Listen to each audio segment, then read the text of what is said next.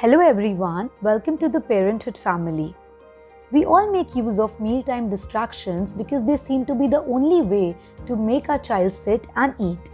We may have started doing it because of our genuine concern that our child is not eating properly or he or she is not receiving enough nutrition.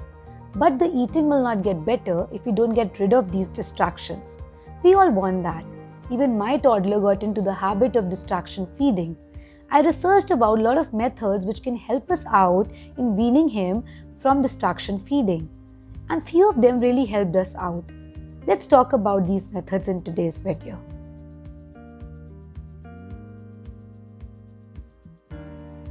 To begin with, it is very important to understand that if your child is already in a habit of feeding in the presence of distraction, then it will take time to wean it off. So maintain your calm. Don't force the child. If in any situation, you feel that you are getting angry or irritated and you might end up scolding your child or force feeding, you must leave from there. You can try feeding your child after some time.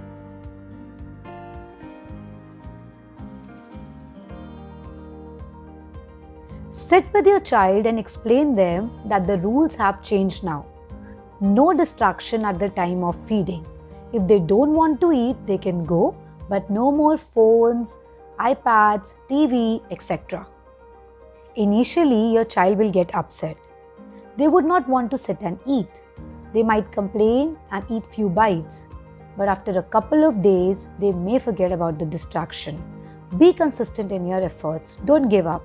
It might be very difficult for you to see your child crying and shouting and not eating.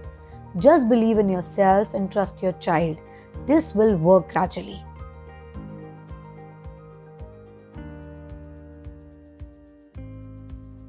Try to eat together. Make sure that your child sit with the other family members during the meal time. Serve the same food to everyone in the similar looking plates. Keep the child entertained so as to minimize the chances of child getting bored and asking for distraction. You can do this by talking about the food being served, the color of the food, who prepared it, how was it prepared, how to eat it, etc.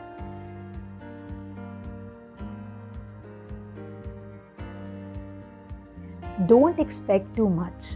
Allow your child to be the participant in the family meals and not the focus. Don't look at their plates again and again. Don't think about the number of spoons or bites they are taking. Don't force them. Instead, praise them for their efforts.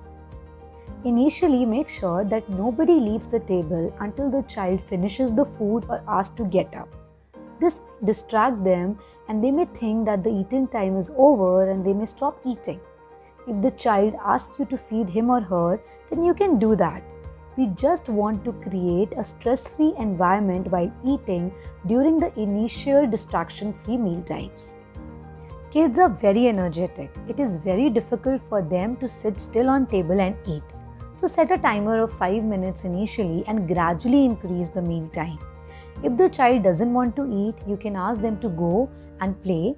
Don't force them to eat everything which is on the plate. This might make the meal time stressful. Instead, praise them for eating few bites or maybe having a sip of water.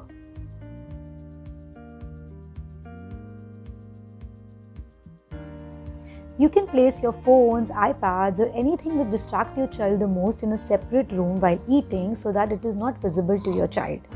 Try not attending calls or texting while you are eating along with your child. If by chance your child sees one, remember to be consistent and be calm and say no. Also avoid any kind of discussions at the dining table which might distract your child. For example, my child is fond of cars and he gets distracted if anybody talks about it. Therefore, we have made it a point not to discuss about such things while he is eating.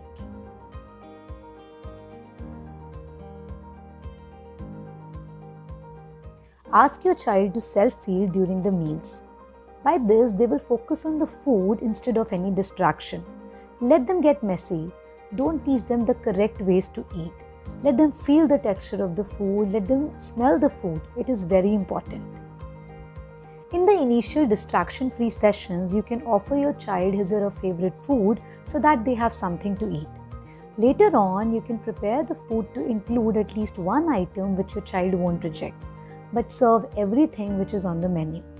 Don't put a variety of food in the plate at a time. When your child is done with one item or throws it, then you can offer the next dish. It is very important to make kids sit on the table and avoid any chances of them getting distracted. Avoid giving same food every day. You can serve colorful food items to your kids, and also you can give some special names to the dishes being cooked, like roti pizza, round puri, triangular paratha. Kids generally get attracted to such things and might want to sit on the table and eat. You can also offer finger foods which are easier to eat, like puri, potato bites, vegetable cutlets, etc. Self-feeding is not easy. Kids require time to learn this skill. If they get up from the table and don't want to eat, don't force them. Don't force them to finish everything which is on the plate. You can wait for them to come back, or you can serve the food later on. You can also give them an option of not eating if they don't listen to you at all. Make sure to schedule snacks between the meal time so that your child gets chance to eat very soon. Stay strong.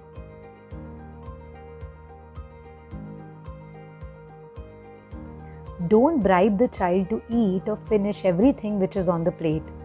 These strategies are not effective because they lead the child to devalue the healthy food. It is very important to discuss about these methods of weaning your child from distraction feedings with your family members so that everybody knows how to deal with the child in your absence, and you also get support from them.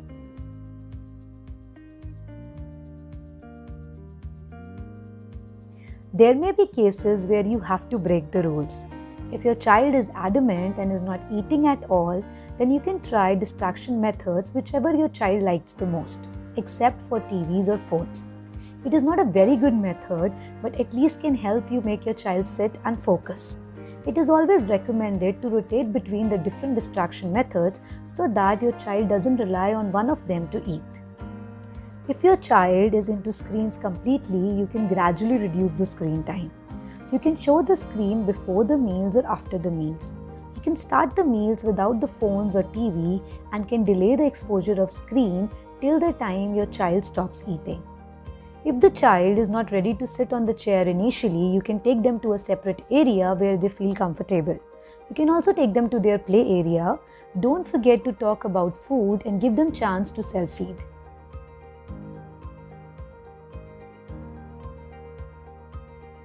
Initial transitions from various distractions, especially screen time, is very difficult. Give your child some time, they will learn gradually. Trust them so that they can trust us. I myself am trying to apply these things to my toddler and will try to share the pictures of his weaning journey in coming up videos, so stay tuned. If you have any doubts, you can mention them in the comment box. If you like the video, don't forget to share and subscribe and hit the bell icon. Till then, take care and enjoy with your kids.